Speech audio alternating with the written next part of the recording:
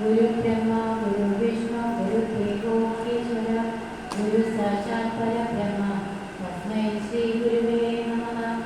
ओम सदाशिवसमारम्भां शङ्कराचार्यमध्यमाम् अस्मदाचार्यपर्यन्तां वन्दे गुरुपरम्परां। श्रुतिस्मृतिपुराणानामालयं करुणालयं नमामि भगवत्पादं शङ्करं लोकशङ्करम्। എല്ലാവർക്കും നമസ്കാരം. ഇന്ന് ശങ്കര ജയന്തി ആഘോഷിക്കുന്ന ഈ വേളയിൽ മുൻജന്മ പുണ്യം കൊണ്ടാണ് ഇത്രയും നല്ലൊരു സത്സംഗം അല്ലെങ്കിൽ ഗുരുപരമ്പരയെ ഓർക്കുക, അവരെ നൽകിയിട്ടുള്ള ആശയങ്ങളെ പരസ്പരം പങ്കുവയ്ക്കാനും അത് ജീവിതത്തിൽ പകർത്താനും കഴിയുന്നത്. നാം ലക്ഷ്യത്തിലേക്ക് നീങ്ങുന്നതിൻ്റെ ഒരു സൂചനയാണ് ഇതുപോലുള്ള സത്സംഗങ്ങൾ എന്നുകൂടെ നമ്മൾ മനസ്സിലാക്കുക. അതിന് നമ്മൾ ആ ഗുരു പരമ്പര അനുഭവിക്കട്ടെ. ഇപ്പോൾ ഞാനിവിടെ ഒരു നിമിത്തം മാത്രമാണ്. നമ്മുടെ ഗുരു പരമ്പരയുടെ ഒരു സാന്നിധ്യം തന്നെ ഇവിടെ ഉണ്ടാവും.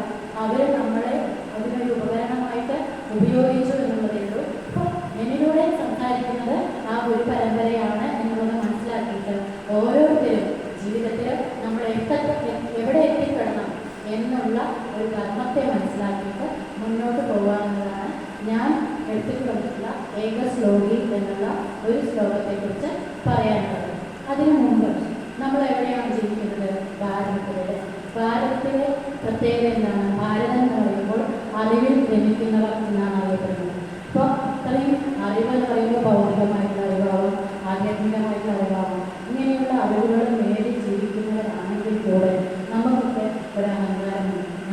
ഞാൻ ചെയ്യുന്നു, ഞാൻ പ്രവർത്തിക്കുന്നു, ഞാനാണ് ഇന്നെല്ലാം നടത്തിക്കൊണ്ടുപോകുന്നത് എന്നുള്ള ഒരു അഹങ്കാര ഭാവം. ആ ഭാവം ഒന്ന് കുറയ്ക്കാൻ വേണ്ടി ഏകശ്ലോകി അറിയുന്നതിന് മുമ്പ് നമ്മളുടെ അഹങ്കാരം ഒന്ന് കുറയ്ക്കാനുള്ളൊരു ഭാവമുണ്ട്. അത് മനസ്സിലാക്കണമെന്നുണ്ടെങ്കിൽ നമ്മുടെ ജീവിതം, നമ്മുടെ ഭാരതം എന്നുള്ള ഈ ഒരു സ്ഥലം നമ്മുടെ പുണ്യ ഋഷീശ്വരന്മാരും ശ്രീകൃഷ്ണനായിക്കോട്ടെ ശ്രീരാമനായിക്കോട്ടെ ജനിക്കാനായിട്ട് ഉപയോഗിച്ച പുണ്യഭൂമിയാണ്. ഇത്രയും പുണ്യഭൂമിയിൽ നമ്മൾ ഇന്ന് ജനിക്കുകയും ചെയ്തു. അതുപോലെ ഏറ്റവും ശ്രേഷ്ഠമായിട്ടൊരു ജന്മമാണ് നമുക്ക് കിട്ടിയിരിക്കുന്നത്. ബ്രഹ്മാവ് സകല ജീവജാലങ്ങളെയും സൃഷ്ടിച്ച് ജന്തുക്കളെയും സസ്യങ്ങളെയും ഒക്കെ സൃഷ്ടിച്ചു കഴിഞ്ഞപ്പോൾ തൃപ്തി വരാതെ മനുഷ്യനെ സൃഷ്ടിച്ചപ്പോഴാണ് തൃപ്തി ഉണ്ടായിരുന്നത്. മനയേവ മനുഷ്യ എന്നാണ് പറയുന്നത്. മനനം ചെയ്യാനുള്ള കഴിവ് മനുഷ്യന് മാത്രമേ ഉള്ളൂ. അപ്പം അതുകൊണ്ട് മനുഷ്യന് ആ മനനം ചെയ്യാനുള്ള കഴിവുള്ളത് കൊണ്ട് നമ്മൾ ഇത്ര നല്ലൊരു പുണ്യ ജന്മവും ഇത്ര പുണ്യ ആയിട്ടുള്ള ഒരു സ്ഥലവും നമുക്ക് കിട്ടിയിട്ട് അത് ഞങ്ങളുടെ ജീവിതത്തിൽ ഉപയോഗപ്രദമാക്കാതെ പോകുന്നത് നമുക്ക് തന്നെയാണ് അതിൻ്റെ നഷ്ടം എന്നുള്ളത് കൂടെ മനസ്സിലാക്കാം. അപ്പോൾ നമ്മൾ ബ്രഹ്മത്തെക്കുറിച്ച് നമ്മൾ പറയുന്നു. നമ്മൾ താമസിക്കുന്ന സ്ഥലം ഭാരതത്തിനുള്ളത്. ഭാരതത്തിലെ നമ്മൾ ലളിതാസഹസ്രനാമത്തിൽ പറയും അനേക കോടി ബ്രഹ്മാണ്ഡ ജനനീയ നമഃ. അനേക കോടി ബ്രഹ്മാണ്ഡത്തിൽ ഒരു ബ്രഹ്മാണ്ഡമാണ്. ആ ബ്രഹ്മാണ്ഡത്തിലെ അനേകം സ്റ്റാർസും അതിൻ്റെ ഇടയിൽ കൂടെ ഗ്രഹങ്ങളൊക്കെ ഉള്ളത് ഒരേ ഒരു ഗ്രഹമാണ് ഭൂമി എന്നുള്ള ഗ്രഹം. ആ ഭൂമിയിൽ ഒരുപാട് ലോകരാഷ്ട്രങ്ങളാണ്, ഇംഗ്ലണ്ടും പാകിസ്ഥാനും. അതിലെ ഭാരതം എന്നുള്ള സ്ഥലം എത്ര ചെറുതാണെന്ന് ചിന്തിക്കുക. നമ്മളുടെ അഹങ്കാരം കുറയ്ക്കാനുള്ള ഒരു മാർഗമാണ് പറഞ്ഞു തരുന്നത്. അപ്പോൾ ആ ഭൂമിയിൽ ഈ ബ്രഹ്മാണ്ഡത്തിൽ ഇത്ര വലിയ ലോകരാഷ്ട്രത്തിൽ നമ്മുടെ ഭൂമിയുടെ നമ്മുടെ ഭാരതത്തിൻ്റെ സ്ഥാനം മനസ്സിലാക്കുക. അതിൽ മഹാരാഷ്ട്ര എന്നുള്ള സ്ഥലം, അതിൽ തന്നെയാണ് മുംബൈയിൽ താനെ കല്യാൺ അമ്പലം. എത്ര മൈന്യൂട്ടായിട്ട് പോയി എന്നുള്ളത് മനസ്സിലാക്കുക. അപ്പോൾ നമ്മളൊരു പോയിന്റാണ്.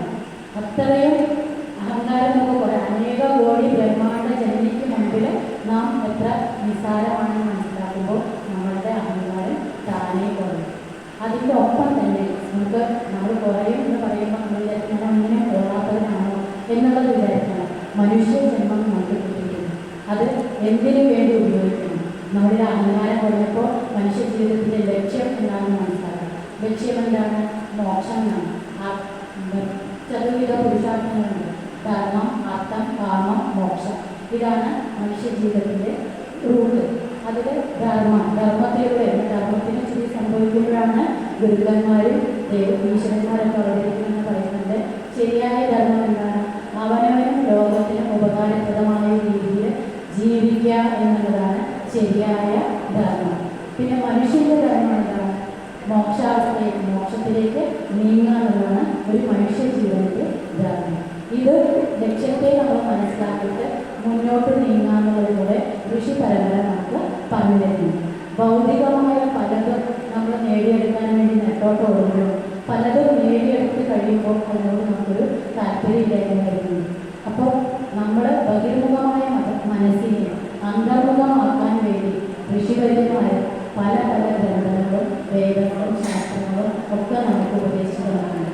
അതിൽ പശു പല നിറമാണെങ്കിലും പാൽ ഒരു നിറം എന്ന പോലെ നമ്മൾ അതിനെ ആ രീതിയിൽ ഉപയോഗിക്കും. ഏത് പഠിച്ചോട്ടെ, എന്ത് പഠിച്ചോട്ടെ, അതിൽ നിന്ന് നമുക്ക് എന്താണോ ആവശ്യം, നമ്മുടെ ലക്ഷ്യം എന്താണോ ആ രീതിയിൽ മുന്നോട്ട് പോകാൻ ശ്രമിക്കാം എന്നുള്ളതാണ് ഈ ഒരു ഋഷി പരമ്പരയെ ഓർക്കുന്ന സമയത്ത് പറഞ്ഞു തരാനുള്ളത്. അതേപോലെ ഞാൻ എടുത്തിരിക്കുന്ന ഏക സ്റ്റോറി പറയുന്നതിന് മുമ്പ് ഒരു ഗുരുവിനോട് ചെന്ന് ഒരു ശിഷ്യൻ ചോദിക്കുന്നുണ്ട്, ഗുരു എനിക്ക് എപ്പോഴാണ് മോക്ഷം കിട്ടുക? അപ്പോൾ ഗുരു പറയുന്ന ഒരു ഉത്തരമാണ് ഞാൻ ചാവണം എന്ന്. അപ്പോൾ ഒരു എടുക്കുന്ന തലങ്ങളെ മനസ്സിലാക്കി തരാണ് ഒരു ഞാൻ ചാവണം. അപ്പോൾ ദിവസവും ആ ശിഷ്യൻ വന്ന് ഗുരുവിനെ നോക്കിങ്ങനെ ഇരിക്കും. പിന്നെയും കുറച്ച് ദിവസം കഴിഞ്ഞപ്പോൾ ഗുരു ശിഷ്യനോട് ചോദിക്കുകയാണ്, എന്ത് പറ്റി, എന്താണ് ഞാൻ നോക്കിയിരിക്കുന്നത്? അപ്പോൾ ഗുരു ചാവുന്നില്ല, എനിക്ക് മോക്ഷം കിട്ടാനാണ് എന്ന് പറയും. അപ്പോൾ ഗുരു പറയുകയാണ്, ഞാൻ ചാവണം എന്ന് പറഞ്ഞത് നിന്നിലെ നീ ഇല്ലാതാവണം എന്നുള്ളതാണ്. നിന്നിലെ ഞാൻ ഇല്ലാതാവണം, ഞാൻ എന്ന അഹങ്കാരം ഇല്ലാതാവണം, അതാണ് എന്നെ മോക്ഷത്തിലേക്ക് നയിക്കുക എന്നുള്ളൊരു തത്വവും അവിടെ ഗുരു പറഞ്ഞു. അതേപോലെ ഒരു ഏകശ്ലോകി എന്ന ഭഗവാൻ ശങ്കരാചാര്യര് രചിച്ചിട്ടുള്ള ഒരുപാട് കൃതികളിൽ ഒരു ശ്ലോകമുണ്ട്. വേദങ്ങളും അതിൻ്റെ ഉപനിഷത്തുക്കളും എല്ലാം കൂടെ ഒരുമിച്ച് പറഞ്ഞു തരാനാണ് ശങ്കരാചാര്യ ശ്രമിച്ചിരിക്കുന്നത്. അർദ്ധശ്ലോകമുണ്ട്, ദശശ്ലോകമുണ്ട്, 1000 ശ്ലോകങ്ങളുള്ള മന്ത്രങ്ങളുണ്ട്. പക്ഷേ ഒരൊറ്റ ശ്ലോകമുണ്ട്, സകലവും ആ അതിനകത്ത് അടങ്ങിയിരിക്കുകയാണ് ചോദിക്കുന്നത്. അത് ഒരു ഗുരു ശിഷ്യ സംവാദം പോലെയാണ് അത് പറഞ്ഞു തരുന്നത്. ഇത് നമ്മുടെ ലക്ഷ്യത്തിലേക്ക് നീങ്ങുമ്പോൾ നമ്മളൊരു എക്സാമ്പിൾ കൂടെ പറഞ്ഞുതരാം.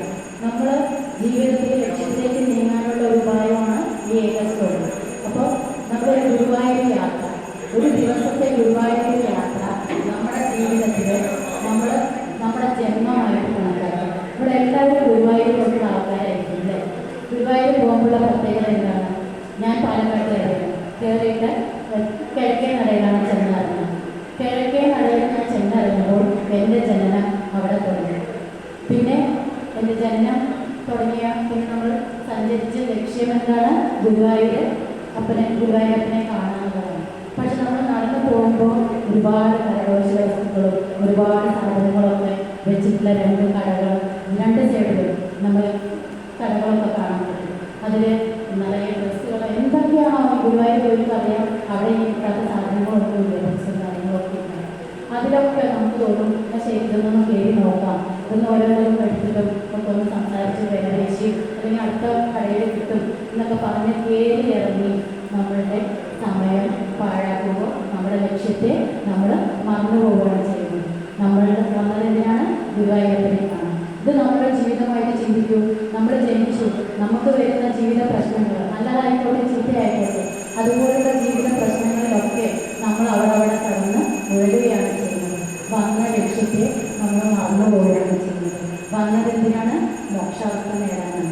അപ്പോൾ ആ രീതിയിൽ മുന്നോട്ട് പോകാതെ അവിടെ തങ്ങി ഓരോ കടകളിൽ നിന്ന് അതിനിടയ്ക്കാണ് ഞാനെന്ന ഗിരിജ ഇവിടുന്ന് താമസം മാറിയ കവിതയെ കാണുന്നത്. കവിതയോട് പിന്നെ കൃഷ്ണാന്വേഷണം അറിയും. അപ്പോൾ പറയുന്ന എൻ്റെ മകൾ കല്യാണം കഴിച്ചു, ബാല്യശരിയല്ല, അവൾ അങ്ങനെ ഇവിടെ ഇങ്ങനെ സംസാരവും പിന്നെ പ്രശ്നങ്ങളും പരിഹാരങ്ങളും അതിനുള്ള ചർച്ചകളും പിന്നെ അപ്പം തൊട്ട് കഴിച്ചതൊക്കെ ലാസ്റ്റ് വരെയുള്ള വർത്തമാനങ്ങൾ കഴിഞ്ഞ് വരുമ്പോഴേക്കും ഗുരുവായൂരത്തെ പ്രത്യേകത അവിടെ നടയടയ്ക്കുമ്പോൾ സമയമുണ്ട്. പക്ഷേ നമ്മുടെ ജീവിതമാകുന്ന നടയടക്കുന്ന സമയം ഒരാൾക്കും നിശ്ചയിച്ചു. മരണം എപ്പോൾ വേണമെങ്കിലും നമ്മളെ വന്ന് കൊല്ലുക. അത് മനസ്സിലാക്കുക. അതിനു മുമ്പ് നമ്മുടെ ലക്ഷ്യത്തെ സാക്ഷാത്കരിക്കാൻ ശ്രമിക്കുക. പല കാര്യങ്ങളും പറയുമ്പോൾ മദ്യപാനം, ജീവിതം, ഓരോരോ പ്രശ്നങ്ങളിൽ നമ്മൾ എത്തിക്കുന്ന ഓരോ പ്രശ്നങ്ങളും നമ്മൾ മനസ്സിലാക്കുക. അതിൽ നിന്ന് എങ്ങനെയൊക്കെ വിട്ട് ജീവിതം മുന്നോട്ട് കൊണ്ടുപോകാൻ പറ്റും ആ രീതിയിൽ നീക്കാൻ ശ്രമിക്കുക എന്നുകൂടെ പറഞ്ഞുകൊണ്ട് നമ്മുടെ ഏകശ്ലോകയെക്കുറിച്ച് പറയാം. എന്താണ് ഗുരു ഏകശ്ലോകത്തെക്കുറിച്ച് പറയാൻ ശ്രമിച്ചത്? ഏകശ്ലോകം ഒരു ശ്ലോകമാണ്. കിം ജ്യോതിസ്തവ ഭാനുമാനഹരിമേ രാത്രോ പ്രദീപാദികം സ്യാദേവം ജഗദീപദർശനവിദോ കിം ജ്യോതിരാധ്യായിമേ ചക്ഷുസ്തസ്യ നിമീലനാദിസമയേ കിം കേന്ദ്രിയോ ദർശനേ കിം തത്രാഗമതോ ഭവാൻ പരമകം കിം ജ്യോതിസ്തദസ്മി പ്രഭോ ജ്യോതിസ്തദസ്മി പ്രഭോ. ഒരു ഗുരു ശിഷ്യ സംവാദമാണെങ്കിൽ ഗുരു ശിഷ്യനോട് ചോദിക്കണം. ഒരു ഗുരു ശിഷ്യൻ പലതും പഠിച്ചു, ശാസ്ത്രങ്ങളും എല്ലാം നന്നായിട്ട് സംസ്കൃതമൊക്കെ അറിയാം, നല്ല പറഞ്ഞു കൊടുക്കുന്നു, മറ്റുള്ളവർക്ക് പറഞ്ഞു കൊടുക്കുന്നു, എല്ലാം ചെയ്യുന്ന ഒരു ശിഷ്യൻ ശങ്കരാചാര്യ അടുത്ത് ചോദിക്കുകയാണ്, എനിക്ക് എല്ലാ ശാസ്ത്രത്തിനെ കുറിച്ചുള്ള എല്ലാ അറിവുകളുണ്ട്, പക്ഷേ എന്തുകൊണ്ടോ എനിക്കിതുള്ളിൽ ബോധിച്ചിട്ടില്ല, അതിന് ഞാൻ എന്താണ് ചെയ്യേണ്ടത് ഗുരു എന്ന് ചോദിക്കുന്ന സമയത്ത് ഗുരു ശിഷ്യനോട് പറയാം, നിനക്ക് എന്താണ് വെളിച്ചം? ആദ്യം ചോദിക്കുന്ന ചോദ്യമാണ് ശിഷ്യനോട്, നിനക്ക് എന്താണ് വെളിച്ചം? അപ്പോൾ പറയുന്നത് എനിക്ക് സൂര്യനാണ് എൻ്റെ പ്രകാശം അല്ലെങ്കിൽ വെളിച്ചം എന്ന് പറയുകയാണ്. അപ്പോൾ സൂര്യൻ രാത്രിയോ എന്ന് ചോദിക്കുകയാണ്. അപ്പോൾ രാത്രിയിലോ എന്ന് ചോദിക്കുമ്പോൾ രാത്രി എനിക്ക് ദീപം പ്രദീപാദികൾ, നമ്മുടെ വിളക്ക്, മെഴുകുതിരി അല്ലെങ്കിൽ നക്ഷത്രങ്ങൾ, ചന്ദ്രൻ, ഇങ്ങനെയുള്ള സാധനങ്ങളാണ് എനിക്ക് വെളിച്ചം. ഇന്നത്തെ കാലത്ത് വൈദ്യുതി എന്ന് പറയുന്നത്, ഇതാണ് എനിക്ക് വെളിച്ചം. ആദ്യം പറയുന്നു സൂര്യനാണ് എനിക്ക് വെളിച്ചം, രാത്രിയിലോ എന്ന് ചോദിക്കുമ്പോൾ പറയുന്നു എനിക്ക് പ്രദീപങ്ങളാണ് എനിക്ക് വെളിച്ചമായിട്ട് നിൽക്കുന്നത് എന്ന് പറയുന്നു. അപ്പോൾ പറയും, നിനക്ക് ഈ രണ്ടിനെയും സൂര്യനെയും ചന്ദ്രനെയായ പ്രദീപങ്ങളെ കാണാനായിട്ടുള്ള വെളിച്ചം എന്താണ്? അപ്പോൾ പറയുന്നു എൻ്റെ കണ്ണുകൾ, ചക്ഷു എന്ന് പറയുന്നത്. അപ്പോൾ ഈ കണ്ണ് ഉള്ളിൽ നിന്ന് നമ്മൾ ബഹിർമുഖമായി സഞ്ചരിക്കുമ്പോൾ നമുക്ക് ദുഃഖങ്ങളെ ലഭിക്കുകയുള്ളൂ, അന്തർമുഖമായി സഞ്ചരിച്ചാൽ മാത്രമേ നമുക്ക് ശാന്തി എന്നുള്ള സാധനം ലഭിക്കുകയുള്ളൂ എന്നുള്ളത് ഗുരു നമുക്ക് മനസ്സിലാക്കി തരികയാണ്. ആദ്യം സൂര്യനും തുടങ്ങി ചന്ദ്രനും കഴിഞ്ഞ് അവനവൻ്റെ കണ്ണാണ് വെളിച്ചം എന്ന് പറഞ്ഞു തരികയാണ്. അത് കഴിഞ്ഞ് എൻ്റെ കണ്ണാണ് ഗുരു എൻ്റെ കാഴ്ചയ്ക്ക് ആയിട്ട് ഞാൻ ഉപയോഗിക്കുന്നത് എന്ന് പറയുന്നത്. അപ്പോൾ കണ്ണടച്ചാലോ എന്ന് ചോദിക്കുകയാണ്. അപ്പോൾ ശിഷ്യ പറയാണ്, ധീ എന്ന് പറഞ്ഞാൽ ബുദ്ധിയാണ് എനിക്ക് വെളിച്ചം എന്ന് പറയുന്നത്. അപ്പോൾ ബുദ്ധി നമുക്ക് വെളിച്ചം നൽകുന്നുണ്ട്. കണ്ണടച്ച് നോക്കൂ, നമ്മൾ ഒരു ഇരുട്ടായ സ്ഥലത്ത് ചെന്ന് കൊടുക്കുമ്പോൾ അല്ലെങ്കിൽ പെട്ടെന്ന് കറണ്ട് പോകും. അപ്പോൾ നമ്മൾ എന്ത് ചെയ്യും? നമുക്കൊരു വിധാനം ഉണ്ടാവും, എവിടെയാണ് സ്വിച്ച് ബോർഡ് ഉള്ളത്, അല്ലെങ്കിൽ എവിടെയാണ് നമ്മുടെ മൊബൈലിൽ ലൈറ്റ് വെച്ചിരിക്കുന്നത്, അല്ലെങ്കിൽ ലൈറ്റ് എവിടെ പോയി എടുക്കണം, സ്വിച്ച് എവിടെ ഇടണം എന്നുള്ളൊരു വിധാനത്തിൽ നമ്മൾ ഒരു വന്ന് അത് ഓണാക്കും അല്ലേ. അല്ലെങ്കിലോ ഇരുട്ടായ ഒരു മുറിയിൽ നമ്മൾ പെട്ട് കിടക്കുമ്പോൾ നമുക്ക് അവിടെ ഞാൻ ഉണ്ടോ എന്നറിയാൻ വേണ്ടിയിട്ട് എനിക്ക് ആരോട് ചോദിക്കേണ്ട ആവശ്യമില്ല. ഗിരിജ അവിടെ ഉണ്ടോ എന്ന് ഗിരിജയ്ക്ക് ചോദിക്കേണ്ട ആവശ്യമില്ല, ഗിരിജയ്ക്കറിയാം ഗിരിജ അവിടെ ഉണ്ടെന്നുള്ളൊരു ബോധമുണ്ട്. ആ രീതിയിൽ ബുദ്ധി പ്രവർത്തിക്കുന്നു എന്നുള്ളതാണ് ഗുരുവിനോട് ശിഷ്യൻ പറയുകയാണ്, എനിക്ക് ബുദ്ധിയാണ് വെളിച്ചം. അപ്പോൾ ഗുരു ചോദിക്കുകയാണ്, ഈ ബുദ്ധിയെ തെളിയിക്കുന്നത് ആരാണ്? നമുക്ക് ബുദ്ധി എന്നുള്ള സാധനം തെളിയിക്കുന്ന ബുദ്ധി നന്നായിരിക്കുന്നു, ഇന്നലെ എൻ്റെ ബുദ്ധി നല്ലതായിരുന്നു, നല്ലതായിരുന്നു എന്നൊക്കെ നമുക്ക് പറയുന്നുണ്ട്. എൻ്റെ ആ ബുദ്ധിയെ തെളിയിക്കുന്നത് ആരാണ് എന്ന് ചോദിക്കുമ്പോൾ മധുഭവാകരമാണ്, അത് ഞാൻ തന്നെയാണ് എന്നുള്ളത് പറയുന്നത്. ഞാൻ തന്നെയാണ് എനിക്ക് വെളിച്ചമായിട്ടിരിക്കുന്നത് എന്നെനിക്ക് നോക്കൂ, അവനവൻ തന്നെയാണ്. പൂർണ്ണമാണ് ഈ ഞാൻ ആര് എന്നുള്ള ചോദ്യത്തിന് നമ്മൾ നീ ആര് എന്നുള്ളത് മാത്രം അന്വേഷിക്കും, ഞാൻ ആര് എന്നുള്ളത് അന്വേഷിക്കാറ്. പുറത്തുള്ള ഓരോ വിദ്യാഭ്യാസങ്ങളും നേടിയെടുക്കുമ്പോൾ അവനവനെ കുറിച്ച് അറിയാത്തത് കൊണ്ടാണ് ഒരുപാട് ആത്മഹത്യകൾ. ഇപ്പോൾ 2-3 ദിവസം മുമ്പ് തൃശ്ശൂർ 2 ഡോക്ടർ ആത്മഹത്യയിരിക്കുന്നു. അവനവനെ കുറിച്ചുള്ള അറിവില്ലായ്മയാണ് അതിനുള്ള ഏറ്റവും വലിയ കാരണം. നമ്മുടെ ശരീരത്തെക്കുറിച്ച് നല്ല ബോധം ആ ഡോക്ടർമാർക്കുണ്ട്, പ്രകൃതിയെക്കുറിച്ചും പുറത്തുള്ള കാര്യങ്ങളെക്കുറിച്ചും നല്ല ബോധം ആ ഡോക്ടർമാർക്കുണ്ട്, ഭൗതിക വിദ്യാഭ്യാസം നേടിയ ആൾക്കാരാണ്. പക്ഷെ എന്തുകൊണ്ട് അവർ ആത്മഹത്യ ചെയ്തു? ആത്മീയമായ ഒരു വിദ്യാഭ്യാസം അവർ നേടിയെടുക്കില്ല. ഈ വിദ്യാഭ്യാസം നേടിയെടുക്കുക മോക്ഷാവസ്ഥ എന്ന് പറയുമ്പോൾ മരണശേഷം നമുക്ക് ലഭിക്കുന്നതാണെന്നാണ് ഞാനടക്കം കരുതിയിരുന്നത്. മോക്ഷം എന്നുള്ളത് ജീവിച്ചിരിക്കുമ്പോൾ തന്നെ ആനന്ദത്തിൽ ലഭിക്കാൻ കഴിയും. എന്നത്. അത് സമാധി എന്ന് പറയുന്നത് സമമായ സമമായ ബുദ്ധി ഇത് നേടിയെടുക്കുക എന്നതാണ് ഋഷി പരമ്പര നമുക്ക് പറഞ്ഞു തന്നിരിക്കുന്നത്. നമ്മുടെ കുട്ടികളെയും ഈ രീതിയിൽ ആധ്യാത്മികമായ കാര്യങ്ങൾ പറഞ്ഞു കൊടുക്കാതെ വളർത്തി വരുമ്പോൾ ഈ ആത്മഹത്യക്കോ പലതരം കാര്യങ്ങളിലേക്കോ അല്ലെങ്കിൽ മക്കൾ പറഞ്ഞാൽ കേൾക്കില്ല എന്ന് പറഞ്ഞു കഴിഞ്ഞാൽ മക്കളല്ല എന്ന ഒരമ്മയായി ഞാൻ തന്നെ പറയുന്നു. ഇത് പറഞ്ഞാൽ ആ കുട്ടി ജനിക്കുമ്പോൾ 16 വയസ്സിലല്ല ജനിക്കുന്നത്. ആ കുട്ടി ജനിക്കുമ്പോൾ ഒരു ചെറിയ കുട്ടിയായി ജനിക്കുമ്പോൾ അതിന് ശരിയായ അടിത്തറയിട്ട് കൊടുക്കുന്നത് ഓരോ മാതാപിതാക്കളുടെയും കടമയാണ്.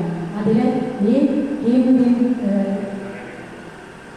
ജ്യോതിസ്തസ്മി പ്രഭു എന്ന തലത്തിലേക്ക് മക്കളെ ആദ്യമേ എത്തിക്കുന്ന ഒരു മാതാപിതാക്കൾക്ക് ഒരിക്കലും മക്കളുടെ ദുഃഖം കാണേണ്ടതായിട്ട് വരിക. അത് ആ രീതിയിൽ ജീവിച്ച് നമുക്ക് കാണിച്ചു തന്ന ഒരു ഗുരുവാണ് ശങ്കരാചാര്യ സ്വാമികൾ.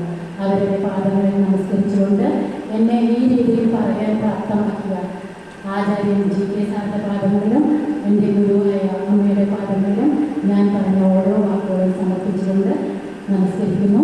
ഇവിടെ ഇരുന്ന് കേട്ടിരുന്ന എല്ലാവർക്കും നന്ദി. ഓരോരുത്തരും ജീവിതത്തിലെ ആ ആനന്ദമയമായ സമാധി സ്ഥിതിയിലേക്ക് എത്താൻ കഴിയട്ടെ എന്ന് പ്രാർത്ഥിക്കുന്നു. ഹരി ഓം.